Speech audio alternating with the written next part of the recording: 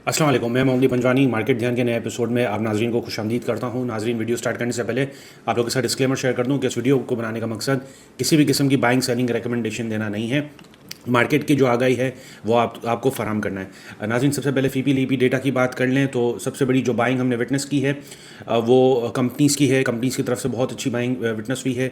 किस सेक्टर में बाइंग हुई है वो भी मैं आगे जाके आपको बताऊंगा। और जो सबसे बड़ी सेलिंग आई है, नंबर 1 पे फॉरेन कॉर्पोरेट्स की तरफ से आई है। दूसरे नंबर पर जो आई है वो म्यूचुअल फंड्स की तरफ से आई है। इंडिविजुअल्स ने भी माल बेचा है। जो लास्ट वीक है हम सबको पता है, और जो मंडे है, मंडे को जो है वो तारीख में ब्लैक मंडे के नाम से याद रखा जाएगा। और जो पास्ट वीक जो भी हुआ हम सबको उसकी पूरी डिटेल्स पता है।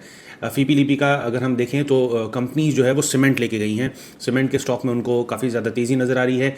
इंडिविजुअल ने सीमेंट के शेयर्स बेचे हैं, बड़ी हैवी मिकदार में बेचे हैं। जो फॉरेन इन्वेस्टर है उसने बैंक्स बेचे हैं। और जो इंडिविजुअल्स है उसने जो सेकंड नंबर पे जो सेलिंग है वो ऑल अदर सेक्टर्स की है, जबकि insurance company all other sectors buy करके गया है। इंडिविजुअल्स ने जो है वो बैंक्स के शेयर्स उठाए हैं, और म्यूचुअल फंड ने जो है ऑल अदर सेक्टर्स में बाइंग की है। तो इंश्योरेंस कंपनी और म्यूचुअल फंड की तरफ से ऑल अदर सेक्टर्स में बाइंग हुई है, और कंपनीज़ की तरफ से जो बाइंग हुई है वो सीमेंट सेक्टर में भी है। आगे जाके सीमेंट सेक्टर में मज़ीद जो है वो हम प्रॉफिट देख सकते हैं। और लकी सीमेंट भी जो है वो स्प्लिट होने जा रहा है, तो वो भी एक अच्छे लेवल पे हमें बनता हुआ नज़र आ रहा है। फर्टिलाइज़र सेक्टर कहा यह जा रहा है कि फर्टिलाइज़र सेक्टर जो है वो थोड़ा डल रहेगा, और फर्टिलाइज़र सेक्टर में जो है उस हिसाब से खातिर को अर्निंग विटनेस नहीं होगी जो नेक्स्ट रिजल्ट आएगा।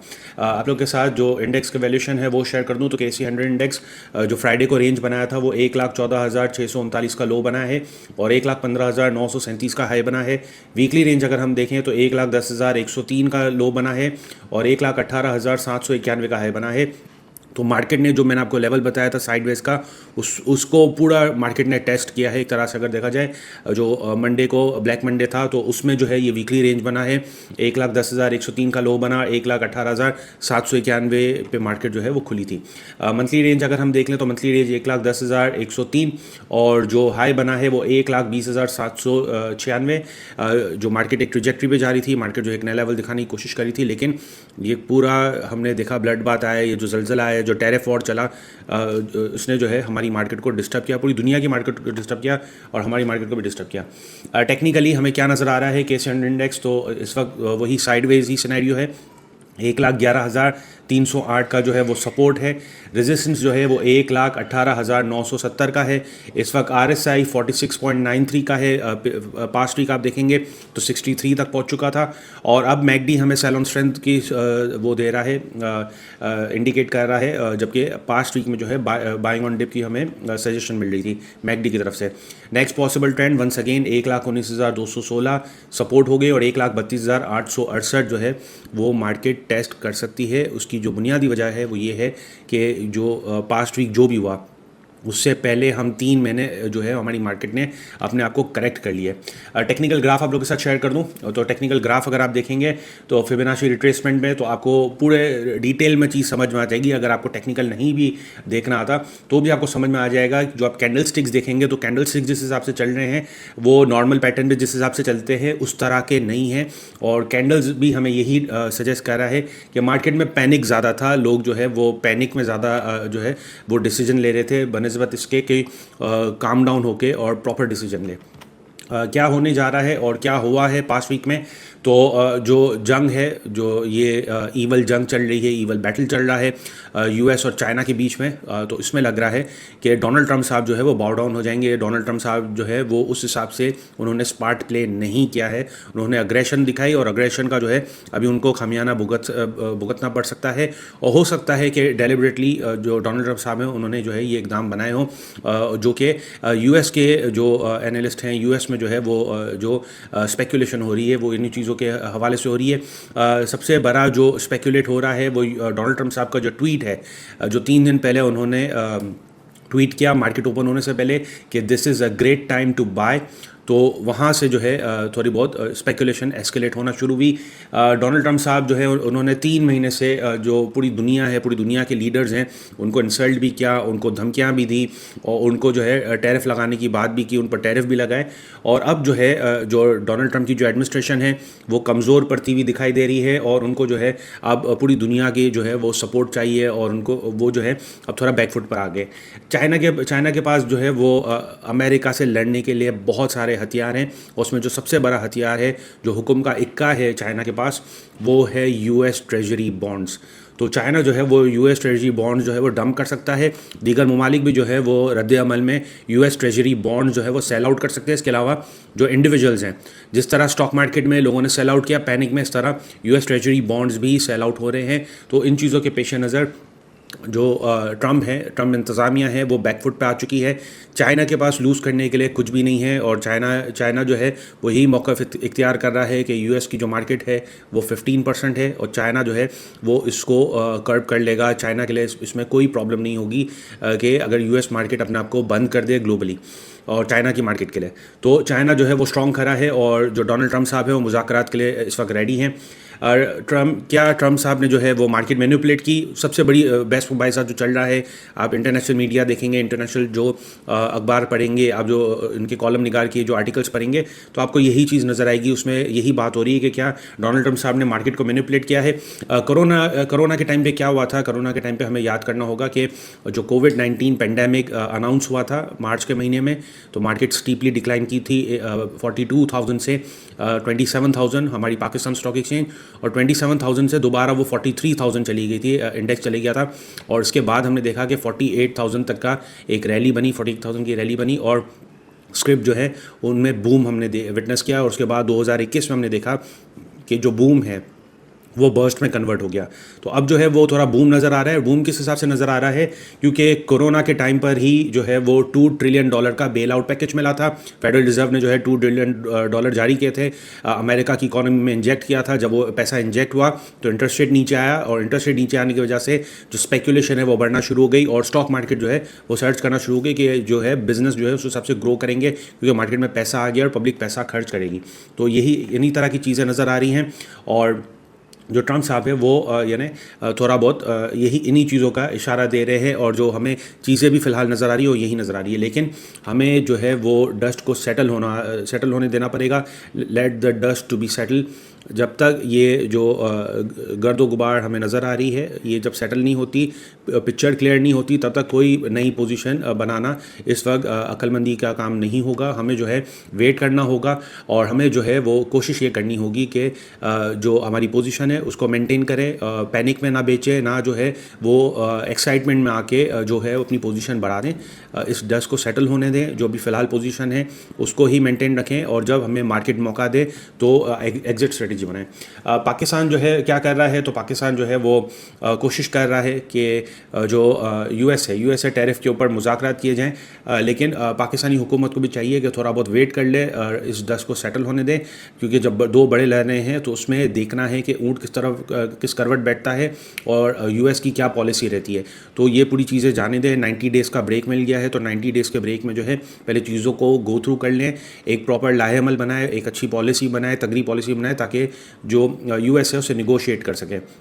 इसके अलावा हम देखें तो एप्टेमा ने जो है वो रिक्वेस्ट की है हुकूमत से कि जो 2021 में जो अलाउ किया था चाइना को और दीगर ममालिक को कि आप जो है वो रॉ मटेरियल, जो टेक्सटाइल का रॉ मटेरियल है जिसमें धागा है, दीगर जो रॉ मटेरियल्स हैं, उसको विदाउट सेल्स टैक्स और विदाउट कस्टम ड्यूटीज़ जो है वो अलाउ किया था। वो अभी हमारी मुकामी इंडस्ट्री को हर्ट कर रहा है। हर्ट इस हिसाब से कर रहा है कि जब तक जो बूम का साइकिल चल रहा था तो हमारी टेक्सटाइल जो इंडस्ट्री है वो बूम कर रही थी, वो इस जो पॉलिसी है 2021 में जो पॉलिसी आई थी उसको अवेल कर पा रही थी। लेकिन अब जो है चूँकि डिमांड कम हो चुकी है और डिमांड इतनी ज़्यादा कम हो चुकी है कि उसको मीट हमारी लोकल इंडस्ट्री ही कर सकती है, लेकिन हो ये रहा है कि जो चाइना है वहाँ से जो धागा है, रॉ मटेरियल है, वो आ रहा है, और जो हमारे लोकल मैन्युफैक्चरर्स हैं, लोकल जो यान बनाने वाले हैं, उनको जो है वो इसमें नुकसान का सामना करना पड़ रहा है। वो उनके लिए लेवलिंग प्लेइंग फील्ड नहीं बन रही है। तो एप्टेमा ने जो है वो गवर्नमेंट से रिक्वेस्ट की है कि आप जो है ये EFS के जो इनिशिएटिव लिया गया था 2021 में, इसको कम करें, उसको ख़त्म करें, क्योंकि सिर्फ 18 महीने तक ही जो है उसने हमारी जो टेक्सटाइल इंडस्ट्री है उसको सहारा दिया था, सपोर्ट किया था। नाज़रीन, इंटरनेशनल कमोडिटी प्राइस का डेटा आप लोगों के साथ शेयर कर दूं तो WTI क्रूड ऑयल $61.50 फी बैरल चल रहा है। ब्रेनेट $64.76 फी बैरल चल रहा है। आयरन ओर $99.95 पर टन चल रहा है। गोल्ड $3236 पर आउंस चल रहा है। रबर $169.50 पर केजी चल रहा है। रिचर्ड बे कोल्ड प्राइस $89.10 पर टन चल रहा है। आप लोग के साथ डिलीवर फ्यूचर काउंटर का डेटा शेयर कर दूं तो सबसे बड़ी जो बाइंग खरी है फ्यूचर में वो दीवान फारूक मोटर में खरी है। दूसरे नंबर पर जो बाइंग खरी है वो नेटसोल में है। तीसरे नंबर पर PIA है। चौथे नंबर पर कॉसम है। पाँचवें नंबर पर गेल है। छठे नंबर पर PRL है। सातवें नंबर पर GHNI है। आठवें नंबर पर SSGC है। नवें नंबर पर TRG है। और 10वें नंबर पर दी ऑर्गेनिक मीट है। तो इनमें जो है वो काफ़ी हद तक ओपन पोजीशन में बाइंग खरी है। 10% से ऊपर जिनकी बाइंग खरी है उनमें थोड़ा बहुत खदशा है, लेकिन उस हिसाब से मार्केट नहीं चली है। और हमारा अगर हम ओपन पोजीशन देखें तो काफ़ी हद तक उसमें गिरावट हमने विटनेस की है। ब्लैंक सेल का डेटा शेयर कर दे तो सबसे बड़ी जो ब्लैंक सेल लगी हुई है वो सिटी फार्मा में लगी है। सिटी फार्मा में हमने फ्राइडे वाले दिन देखा कि बहुत अच्छी लंबी चौड़ी स्पेकुलेशन हुई है। तो सिटी फार्मा में जो है वो शॉर्ट सेल लगा है, ब्लैंक सेल लगा है। फ्री फ्लोट का 1.35% लगा हुआ है। SSGC दूसरे नंबर पर है। तीसरे नंबर पर एयरलिंक है। चौथे नंबर पर PIA है। सातवें नंबर पर साजगार है। गेल 8वें नंबर पर है। PRL 9वें नंबर पर है। GHNI 8वें नंबर पर है। TRG 9वें नंबर पर है। और नेटसोल जो है वो 10वें नंबर पर है। जो सिटी फार्मा है इसका मैं आप लोगों के साथ डेटा शेयर कर दूँ तो सिटी फार्मा अगर हम देखें तो लग रहा है कि ये थोड़ा नीचे आ सकता है और उसमें शॉर्ट सेल हैवी खरी हुई है। जो सेकंड क्वार्टर की इसकी अर्निंग है वो है ₹2.01 की। इसका जो मल्टीपल चल रहा है 24.81 का चल रहा है। इसमें थोड़ी ग्रोथ नज़र आ रही है। बुक वैल्यू जो है इसकी ₹25.54 की है। इंट्रिंसिक वैल्यू बन रहा है ₹57.58। फेयर वैल्यू इसकी बन रही है ₹76.53। डेट टू इक्विटी रेशो 24.53 का है। मंथली RSI इसका जो है वो 80 पे चल रहा है। मंथली सपोर्ट ₹53.97 है। मंथली पिवट जो बन रहा है ₹74.47। मंथली रेजिस्टेंस जो है वो ₹107.75। तो 107 110 का लेवल है, तो वहाँ पर सेल ऑन स्ट्रेंथ ही करना वाइज डिसीजन हो सकता है। जो अभी मौजूदा हालात नज़र आ रहे हैं जिस हिसाब से ब्लैंक सेल लगी हुई है, ब्लैंक सेल जो है वो ऑब्वियसली किसी जो अनाड़ी बंदे ने नहीं लगाई होगी इतनी हैवी क्वांटिटी, तो कोई चीज़ है जिस वजह से जो है वो ब्लैंक सेल लगाई जा रही है। और जो रेशियोज़ भी हमें यही बता रहा है कि ये थोड़ा ₹70 के करीब आ सकता है, ₹70-76 के करीब आ सकता है। जो MFS का डेटा है वो आप लोग के साथ शेयर कर दूँ तो सबसे जो हैवी बाइंग करी है वो ट्रीट बैटरी में करी है। और ट्रीट बैटरी जो है वो मुझे लग रहा है कि ये फारिग हो चुका है और इसमें जो है अभी जो भी पैसा डालेगा वो नुकसान ही करेगा और वो स्टक हो जाएंगे। उनके पैसे स्टक होने का अंदेशा लग रहा है।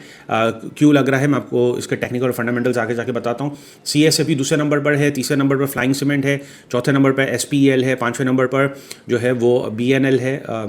छठे नंबर पर जो है वो DSIL है। सातवें नंबर पर JATM है।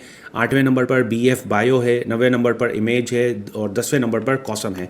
ट्रीट बैटरी का अगर हम देखें तो ट्रीट बैटरी जो है वो 2023 से इसकी रैली चलना शुरू हुई और हमने देखा कि ₹11 से जो शेयर है वो चल के तकरीबन ₹64 के करीब पहुंच गया। वहाँ से इसमें एक स्टीप डिक्लाइन आई और फिर ये नीचे आता गया। इसकी अर्निंग जो है वो माइनस में आती गई। पहले 35 पैसा अर्निंग माइनस हुई, फिर 38 पैसा अर्निंग माइनस हुई, फिर उसके बाद दोबारा 32 पैसा अर्निंग माइनस हुई। फिर हमने देखा कि इसमें थोड़ी बहुत अर्निंग में कमी वाकई हुई जो कि 5 पैसे तक यानी हमने देखा कि माइनस हो गई। इसके बाद अगर आप वॉल्यूम्स देखेंगे, मैंने आप लोग के साथ वॉल्यूम्स के बाहर शेयर किए हैं, तो वो आप देखेंगे तो तकरीबन ₹13 से लेके जो इसने ₹20 के करीब, ₹19 के करीब जो इसने हाई बनाया है, तो वहाँ पर काफ़ी हद तक शेयर्स डंप हो चुके हैं, जो इस बात को इंडिकेट करता है कि ये शेयर जो है वो फारिग हो चुका है। अभी इसके जो मौजूदा फंडामेंटल्स हो कुछ इस मुताबिक हैं। इसके जो हाफ ईयर के अर्निंग है वो नेगेटिव है 20 पैसा की, तो तकरीबन 40 पैसे की इसके नेगेटिव अर्निंग आनी है। PE रेशोज़ का नॉन एप्लीकेबल है। इसकी बुक वैल्यू ₹2 है और इसका डेट टू इक्विटी रेशियो 346.88% है। तो ट्रीट बैटरी में जो लोग स्पेकुलेट कर रहे थे तो उनके लिए ये लग रहा है कि वो इस बार स्टक हो जाएंगे और ये शेयर जो है वो नीचे आएगा और ये शेयर जो है वो थोड़ा बहुत डिफ़ॉल्टर की साइड पे जाता हुआ नज़र आ रहा है ऑन टेक्निकल बेसिस। नाज़रीन अब तक लेता ही मुझे दीजिएगा इजाज़त। अल्लाह हाफ़िज़।